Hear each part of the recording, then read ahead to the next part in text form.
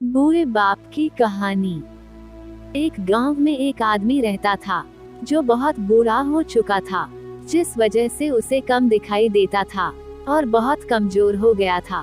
इसलिए अपनी बची कुची जिंदगी अपने बेटे के साथ बिता सके, इसलिए शहर में रह रहे उसके बेटे के घर रहने चला गया। बेटा एक शहर के छोटे मकान में रहता था। मकान तो उसका छोटा था, लेकिन उसके अंदर जो चीजें थी वह महंगी थी। उस मकान में बेटा, उसकी पत्नी और उनका एक 5 साल का बच्चा, यह छोटा सा परिवार साथ मिलकर रहता था। बूढ़े पिता के आने से उनके परिवार का एक सदस्य और बढ़ गया। यह पूरा परिवार रोज सुबह शाम डाइनिंग टेबल पर साथ में खाना खाया करता।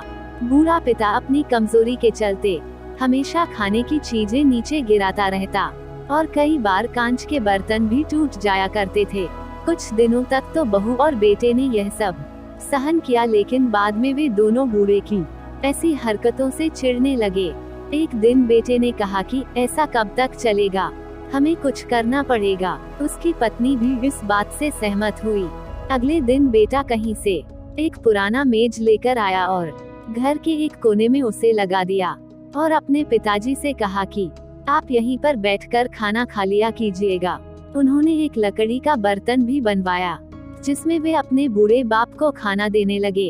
अपने कांच के कीमती बर्तन बचाने के लिए अपने पूरे बाप को लकड़ी का बर्तन देने में उन्हें जरा भी शर्म नहीं आई।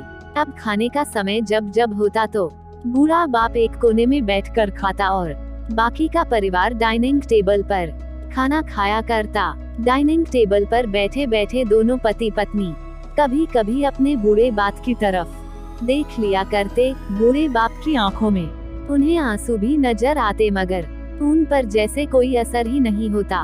बूढ़े का पोता भी यह नजारा हमेशा देखता और वह अपने में ही खोया रहता। एक दिन जब पति पत्नी डाइनिंग टेबल पर बैठकर खाना खा रहे थे, तब उनका बच्चा जमीन पर बैठकर कुछ कर रहा था। उन दोनों ने बच्चे के हाथ में लकड़ी का टुकड़ा देखा, लेकिन उन्हें कुछ समझ में नहीं आया कि बच्चा लकड़ी के टुकड़े के साथ क्या कर रहा है। जब बच्चे के पिता ने उसे पूछा कि बेटा आओ खाना खा लो, तुम नीचे बैठकर क्या कर रहे हो, तब बच्चे ने भोलेपन से कहा, अरे मम्मी पापा, मैं आप दोनों के लिए लकड़ी का बर्तन बना रहा हूँ ताकि आप लोगों को जब आप बूढ़े हो जाओ तो दिन में खाना दे सकूं। अपने नादान बेटे द्वारा दी गई यह सहज बात दोनों के दिल में तीर की तरह उतर गई। दोनों एक दूसरे का चेहरा निहारने लगे।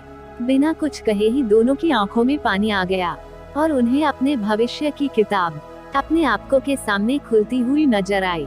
उन्हें समझने में ज्यादा देर नहीं लगी कि अब उन्हें आगे क्या करना पड़ेगा।